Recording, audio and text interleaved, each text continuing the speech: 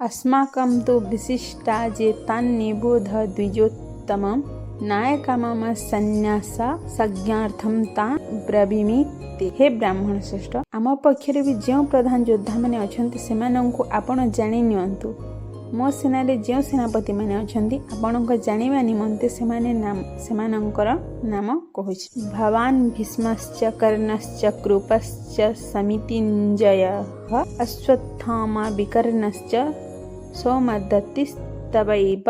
आपण द्रोणाचार्य, पितामह भीष्म, कर्ण और संग्राम विजयी कृपाचार्य तथा सेहीपरि अश्वत्थामा, विकर्ण और सोमदत्तଙ୍କ पुत्र भूरिश्रवा अन्यो च बहवः शूरा मदर्थे त्यक्तजीविताः नाना शस्त्र प्रहारणाः सर्वे युद्ध विशारदाः।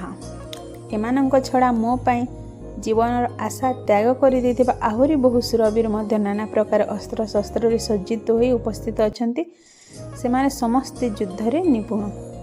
अपर्याप्तं तदस्माकं बलं भीष्माभिरक्षितं पर्याप्तं त्विदमेतेषां बलं भीमाभिरक्षितम्। भीष्मଙ୍କ द्वारा रक्षित आंभମାନଙ୍କର सेना अपरिमित अर्थात सबु सृष्टि अजेय एवं भीमଙ୍କ द्वारा रक्षित एमानଙ୍କର एही सेना परिमित अर्थात एहाकु जय करिबा अति सहज।